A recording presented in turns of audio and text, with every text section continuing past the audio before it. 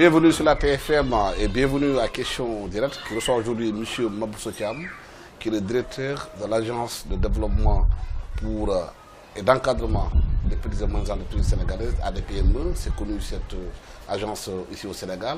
M. Mabousso Thiam, vous lancez ce qu'on appelle Business Academy. C'est quoi le concept? Qu'est-ce que ça veut dire? La dénomination exacte, c'est le concours de business plan. Et l'idée, elle est très simple.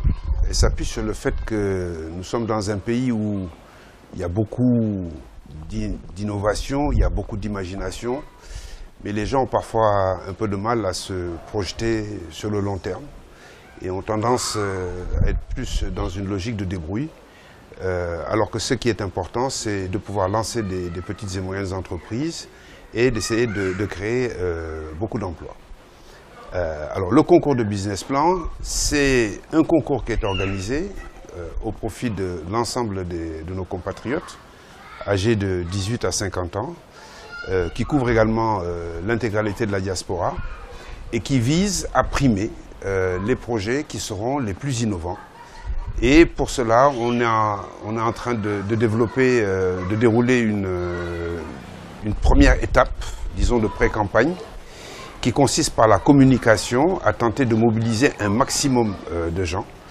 Nous avons comme objectif de mobiliser 10 000 de nos compatriotes.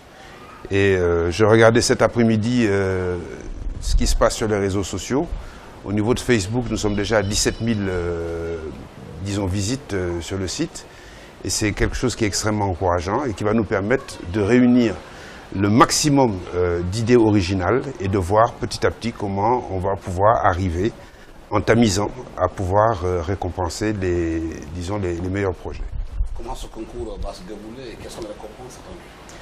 Alors, ce concours va se dérouler en 3 phases. La première phase, c'est ce que nous sommes en train de faire actuellement, qui est essentiellement une phase de communication et qui vise, comme je l'ai dit, à toucher le maximum de nos compatriotes.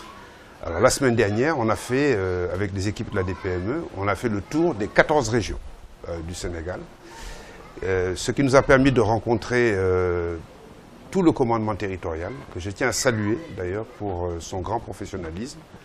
Donc les gouverneurs, les adjoints aux gouverneurs, notamment ceux qui sont chargés du développement, mais également les préfets.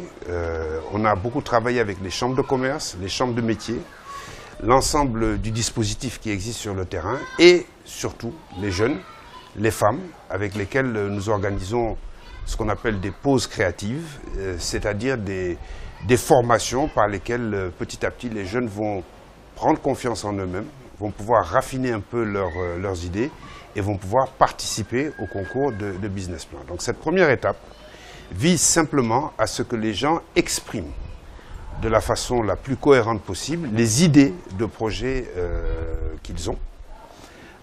Et c'est dans un premier temps ces idées de projets qui vont être notées.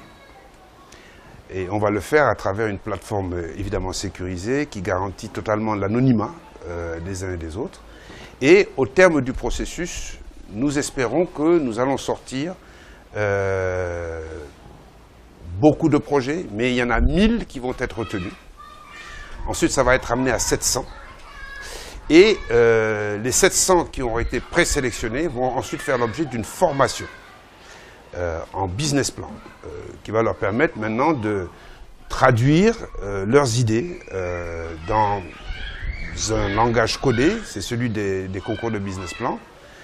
Élaborer des business plans, c'est-à-dire montrer que l'idée a été mûrie, qu'elle a été traduite en chiffres, que l'ensemble des contraintes ont été prises en considération. Et sur ces 700 business plans, il y en aura 150 qui seront financés à hauteur de 25 millions maximum par projet d'ici le 31 décembre 2016. Ça, c'est ce que nous sommes en train de faire, étant entendu que ce concours va s'étaler sur 4 ans. Donc ce qu'on est en train de faire aujourd'hui, c'est le concours de business plan pour l'année 2016. Et ce que l'on espère, évidemment, c'est que ce concours va remporter suffisamment de succès pour que l'expérience puisse être poursuivie en 2017, 2018, 2019. Et ensuite, les projets vont être financés Et tout naturellement, l'ADPME va continuer son travail qui consiste à suivre ces projets-là pour être sûr que dès le début, les bonnes pratiques sont mises en œuvre et qu'on donne le maximum de chances à ces lauréats de pouvoir poursuivre leur aventure sur le plan entrepreneurial. Beaucoup de jeunes et de femmes au Sénégal ont des idées, et surtout ceux qui sont à l'intérieur du pays. On sait que la plupart d'entre eux n'ont pas peut-être accès à l'école, il y a l'analphabétisme qui est là. Comment justement cette frange de la population qui n'a pas été à l'école, qui voudrait accéder à ce concours, doit faire? Alors, justement, je crois qu'une des choses pour nous qui est une des choses les plus importantes, c'est justement de dire que ce concours de business plan, ce n'est pas un concours qui est réservé à des gens qui ont des agrégations ou des doctorats. C'est un concours qui est ouvert à tout le monde. Et nous avons la faiblesse de penser que l'innovation, la créativité, ça c'est l'apanage de tout le monde. Qu'il s'agisse de gens qui ont fait des études compliquées, mais également d'autres qui n'ont pas fait d'études poussées. Quand on parle d'études en français. Donc ça concerne absolument tout le monde. Et ce qu'on demande simplement, c'est que les uns et les autres aient la capacité de rédiger. Et vous êtes vous-même de Canel, vous savez très bien que si un de vos parents n'a pas la possibilité de rédiger en français, eh bien, il trouvera toujours un neveu, une nièce, un fils, un oncle qui va pouvoir l'aider à faire ce travail. Et ce qui va être récompensé, encore une fois, ce n'est pas l'expression écrite. On n'est pas en train de faire un examen académique, mais c'est qu'à l'intérieur de cette expression d'idées, il y ait des éléments qui soient suffisamment innovants pour laisser penser que la personne a probablement la capacité d'aller plus loin. Il y a aussi la gestion du projet après. On peut avoir accès à ce concours et le gagner, mais le gérer après, du point de vue individuel.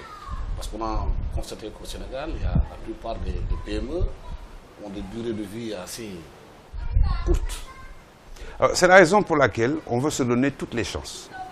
Et ça consiste à dire il ne s'agit pas simplement de bénéficier d'un financement. On n'a pas l'intention de faire ce qui s'est passé parfois dans notre pays. On ne va pas revenir sur le passé. Mais l'idée, c'est de dire que dès le début, en demandant aux gens de travailler sur un concours de business plan, on les aide à structurer leurs pensées, mais on les aide également à structurer leur action pour demain. Et dans le travail de suivi que nous faisons au niveau de la DPME, on va veiller à ce que dès le début, les bonnes pratiques soient mises en œuvre pour que justement ces entreprises aient le maximum de chances de réussir. Je dois dire que si la sélection est bien faite, quelque part, on va également sélectionner non seulement ceux qui ont des idées innovantes, mais ceux qui auront apporté la preuve de leur capacité à mener à bout le projet de façon très positive. Alors, soyons clairs, on ne pourra jamais éviter les échecs, mais on a mis tout en œuvre au niveau de la DPME pour faire en sorte que le risque d'échec soit minimisé. De façon globale, le constat qui a été fait au Sénégal, surtout pour les PME, c'est que quand quelques personnes ont une idée sur un projet bien précis, on retrouve une sorte de mimétisme et de copie de ces projets. Par exemple, par rapport au télécentre, quand on a commencé à les mettre en place au Sénégal, tout le monde s'est mis dans le business. Après, ça s'est effrité. Mais lundi, on était à Pékin pour participer à des pauses créatives. Et effectivement, avec les collègues, on s'est amusé sur 650 mètres, Tali et Kotaf, à compter le nombre d'officines qui font du transfert d'argent. Sur 650 mètres, il y en avait 13. Et vous avez raison. Ce mimétisme est à la base de beaucoup de difficultés dans notre pays. Et le concours de business plan, justement, consiste à dire qu'il faut que les gens réfléchissent, innovent et essaient de faire quelque chose qui n'a jamais été fait. Parce que quand on parle d'innovation, de quoi s'agit-il? C'est soit un produit qui n'a jamais été fait, et les exemples, on pourra en discuter tout à l'heure, sont multiples, soit un produit qui a déjà été fait mais qu'on emballe de façon différente, ou qu'on vend de façon différente, ou qu'on vend à des endroits où on ne l'attendait pas. L'innovation, c'est quelque chose qui est absolument sans limite. Et ce que l'on va primer dans le cadre du concours de business plan, c'est bien cela. Et pour que les projets soient innovants, on va faire en sorte que nos compatriotes apprennent à regarder leur environnement avec peut-être d'autres yeux que ceux qui ont été jusqu'ici utilisés, en se posant quelques questions. Par exemple, vous allez vous promener dans un supermarché, vous allez constater tout ce qui est importé là-bas, et vous devez vous poser la question de savoir si certains de ces produits ne pourraient pas être faits au Sénégal. Pour prendre des exemples très simples, lorsque l'on constate que le Sénégal importe des cure-dents, ou importe des cotons-tiges, ou importe des jus de mangue ou du sel fin, et on pourrait multiplier les exemples à l'infini, on est en droit de se poser des questions. Donc, dans cette innovation-là, ce que l'on veut, c'est que les uns et les autres utilisent leur potentiel de créativité, le génie qui dort au sein de chacun d'entre nous, pour essayer de prendre avantage de ce qui existe au Sénégal. D'abord, en termes de matières premières. On a trop de matières premières au Sénégal qui ne sont pas exploitées. Et il n'est pas acceptable, vous avez parlé tout à l'heure de la mangue, il n'est pas acceptable qu'on ait 50% de la production de mangue qui soit perdue au Sénégal et qu'on importe des jus de mangue qui nous viennent d'Arabie Saoudite, de Dubaï, du Liban, du Portugal, qui sont des pays que je connais et dans lesquels il n'y a pas un seul manguier. Ça, c'est vraiment la première chose, tirer avantage de ce que nous avons en matière première. Mais tirer avantage également de ce que nous avons en termes de ressources humaines. Je vais prendre deux exemples. Vous allez à l'ISRA, vous allez à l'ITA. Il y a un travail considérable qui a été fait en termes de recherche-développement dans chacune de ces institutions.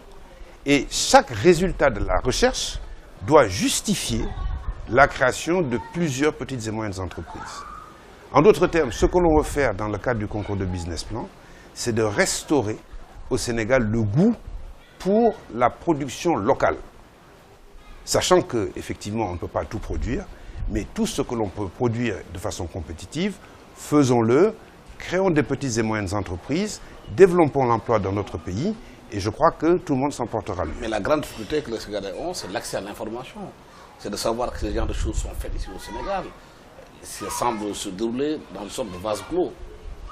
Quel accès à l'information? Par exemple, ce qui s'est fait à l'ISRA en termes de résultats qui peut créer des PME et des PMI, les Sénégalais, la plupart d'eux ne sont pas au courant de ce qui se passe. Mais quand vous demandez aux gens d'être créatifs, vous les incitez à bouger.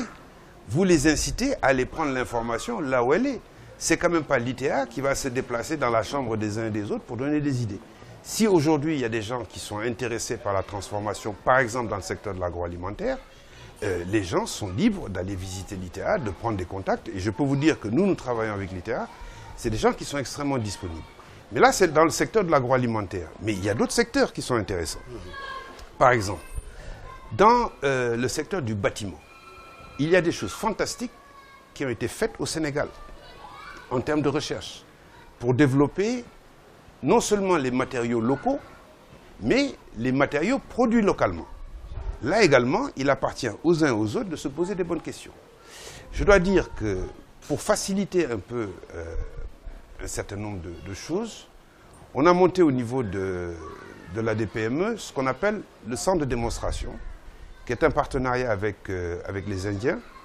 Les Indiens, depuis Gandhi, ont développé tout un tas de technologies simples, fiables, pas chères, qui permettent à nos compatriotes aujourd'hui de pouvoir envisager sereinement le développement de la production locale.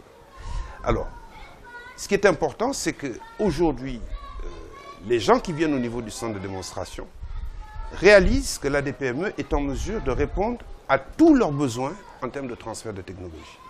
Il y a ce qui est exposé là-bas, mais ce sont juste quelques exemples. Mais on est capable aujourd'hui, si vous me dites je veux fabriquer des chaussures, de vous aider à trouver les technologies dont vous avez besoin. L'ADPME ne peut pas se substituer à des promoteurs en termes de créativité. Un entrepreneur, c'est quelqu'un qui a des idées. C'est quelqu'un qui, à un moment donné, se lève à 3 h du matin, au milieu de son lit, il n'arrive plus à dormir parce qu'il est pris par une idée, il n'en dort plus. Voilà, c'est quelque chose qu'il a envie de faire. Et ce concours de business plan, c'est justement pour donner les moyens aux gens qui sont dans cet état d'esprit de pouvoir monter leurs entreprises et finalement réaliser leurs rêves. Mais l'accès au crédit a été un problème fondamental pour les PME au Sénégal. Souvent, ceux qui ont des idées se plaignent d'avoir pas avoir accès au crédit. Et même si le crédit est disponible, le taux d'intérêt est assez élevé. Alors, plusieurs choses sur l'accès au crédit. La première chose, c'est que dans le cadre du concours de business plan, ce n'est pas un crédit, c'est un don, c'est une subvention. Donc déjà, l'argument sur le coût du crédit, il est... Oui, mais il y a des milliers d'autres PME qui sont concernés. Il y a des milliers de Sénégalais qui ont des idées. L'autre chose, c'est que, moi je vous parle d'expérience. Moi je ne compte plus le nombre de projets qui arrivent sur ma table tous les jours. Où en une demi-page, la personne dit qu'elle a besoin de 30, 40, 50 millions. Il faut bien comprendre une chose, c'est qu'on ne peut pas soulever des financements de cette façon-là. On a besoin de travailler sur des business plans. Et au niveau de la DPME, tous les ans, en dehors du concours de business plan, on travaille sur plus de 400 business plans que l'on raffine pour les candidats, de façon à leur faciliter l'accès au crédit. L'autre chose également, c'est qu'au niveau de la DPME, on a développé et on a lancé il y a 3 semaines un programme de labellisation. Et le programme de labellisation s'adresse aux PME qui existent en leur disant « N'attendez pas d'être dans le besoin, n'attendez pas d'avoir besoin de ressources bancaires pour remettre de l'ordre dans votre entreprise. » Donc c'est un outil d'anticipation par lequel la DPME prend un certain nombre d'entreprises qui ont du potentiel, on les met à niveau, c'est-à-dire qu'on les met d'équerre sur le plan de la gestion, de façon à ce que, assez rapidement, ces entreprises puissent accéder au financement lorsqu'elles en auront besoin. Et la bonne nouvelle, c'est que nous avons été même surpris par le succès du produit, puisqu'à l'heure où je vous parle, il y a 62 entreprises qui sont dans le processus, et nous pensons que nous allons terminer l'année 2016 avec 300 entreprises labellisées. Donc ça également, ça participe au règlement de la question de l'accès au crédit. L'autre chose également sur laquelle il faut insister, c'est, je crois que depuis 2012, en termes d'outils, de dispositifs d'appui pour l'accès au financement, les choses se sont quand même grandement améliorées. Première chose qui est importante, on a maintenant une banque nationale de développement qui est entièrement dédiée aux petites et moyennes entreprises. Je pense que ça, c'est une avancée significative et c'est en tant qu'ancien banquier que je vous en parle. La deuxième chose, c'est qu'il y a un fonds de garantie qui vise à régler en tout ou partie les contraintes liées à la faiblesse des fonds propres des petites et moyennes entreprises. Donc ça également, ça participe, disons, à faciliter l'accès au crédit des petites et moyennes entreprises. Oui, mais malgré tous ces outils, la banque, la DPME dont vous parlez, et même l'ANPEJ, les jeunes continuent à dire qu'ils n'arrivent pas à trouver des financements pour créer des emplois, pour avoir de l'emploi, ou faire de l'auto-emploi. Moi, je pense qu'il faut vraiment nuancer. Parce que, comme je vous l'ai dit, lorsque quelqu'un vient vous voir et espère lever 30 ou 40 millions en rédigeant un quart de page, il est évident qu'il ne peut pas convaincre son banquier. Donc, avant de se plaindre, il faut quand même que le travail soit bien fait. La banque utilise l'argent d'autrui et elle doit se prémunir contre un certain nombre de risques. Ça, c'est tout à fait normal. Alors, le système n'est pas 100% parfait, mais encore une fois, je voudrais insister sur le fait qu'il y a des mécanismes par lesquels on peut faciliter l'accès au crédit. Je vous ai parlé tout à l'heure du programme de labellisation. Je voudrais insister sur le fait qu'au niveau de la DPME, dans ce qu'on appelle les services non financiers, on aide les petites et les moyennes entreprises à accéder au financement. On travaille avec ces petites et moyennes entreprises pour améliorer leur business plan, améliorer la qualité de leur gestion, et on les accompagne pour trouver du financement. Alors, on n'a pas un taux de 100% de réussite. Mais est-ce que ça ne repose pas encore une fois le problème de la communication? Parce que beaucoup de jeunes ont des projets, ils veulent se faire financer, mais ils ne savent pas quelle est la porte qu'il faut taper pour y aller. Parce que peut-être qu'ils n'ont pas été à l'école, qu'ils ne savent pas. La communication qui a été donnée peut-être n'est pas efficiente pour leur permettre de savoir si vous allez dans tel ou tel lieu, vous avez accès à des crédits pour pouvoir créer un emploi. Je vais juste terminer en disant qu'au niveau de la DPME, pour 2015, 42% des requêtes de financement que nous avons pu présenter ont été financées. Et là, je suis en train de vous parler quand même de centaines de millions. En réalité, on est pratiquement à 2 milliards. Alors 42%, c'est pas idéal. On va essayer de faire mieux en 2016, mais c'est déjà pas mal.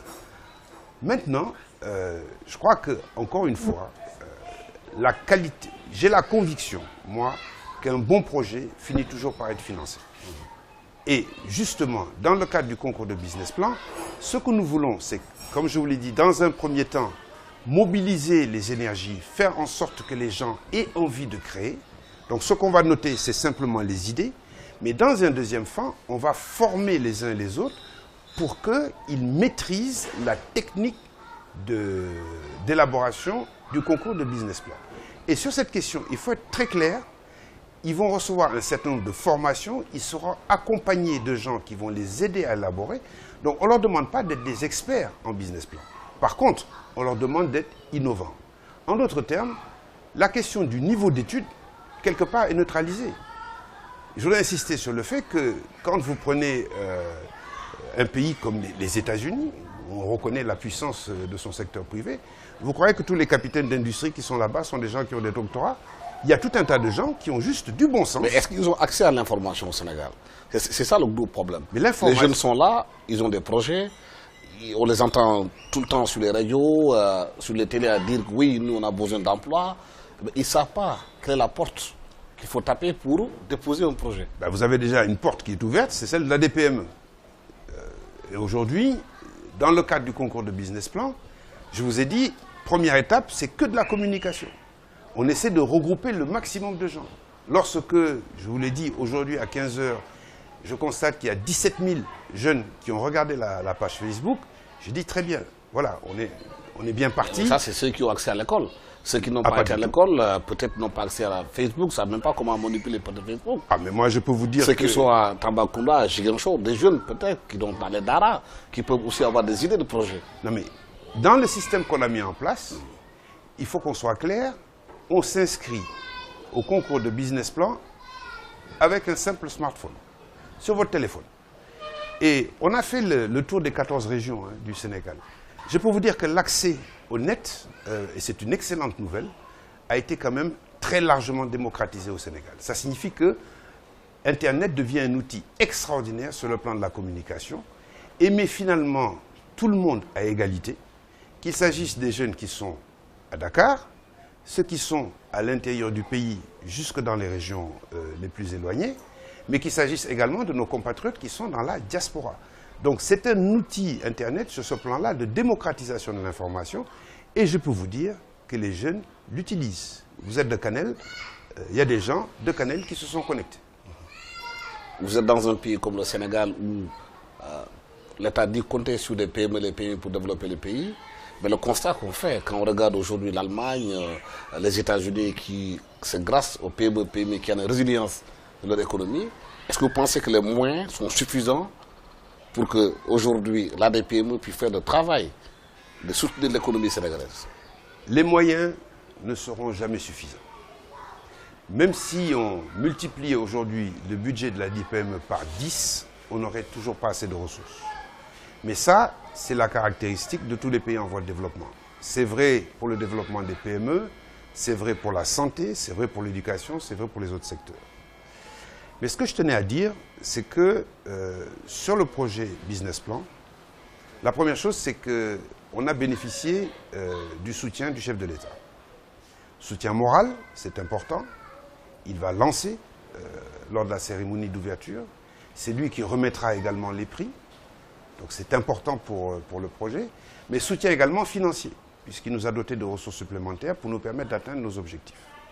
Je voudrais dire également que ce projet-là fonctionne sur des ressources de la Banque mondiale. C'est ce que le ministre Alioune Sarr a négocié avec cette institution, ce qui fait que, contrairement à ce qui s'est souvent passé, on ne va pas faire un concours qui va faire un peu du saupoudrage, où on réunit les gens, on leur donne 25 000 francs, etc. Non, non, non. On met en place un mécanisme par lequel des jeunes, il y a 150 jeunes qui, à la fin de l'année, verront leur projet financé à 100%. C'est déjà beaucoup. Vous allez me dire, vous en aviez présélectionné 700, vous en prenez 150, il en reste 550. Oui, il en reste 750. Mais avec cette précision, c'est que ces 550 n'ont pas été sélectionnés, non pas parce que leurs projets ne sont pas bons, mais parce que leurs projets ne sont pas assez innovants. Mais ces 550 ont été formés à la technique d'élaboration du business plan. Et ça va leur permettre d'ouvrir, ça va leur ouvrir de nouvelles portes en termes de financement. Et l'ADPME sera naturellement là pour les accompagner. Puisque je vous ai dit qu'en 2015, 42% de la recherche de financement que nous avons lancée avec, disons, des PME ont obtenu les ressources qu'ils recherchaient. Donc la situation, elle n'est pas parfaite.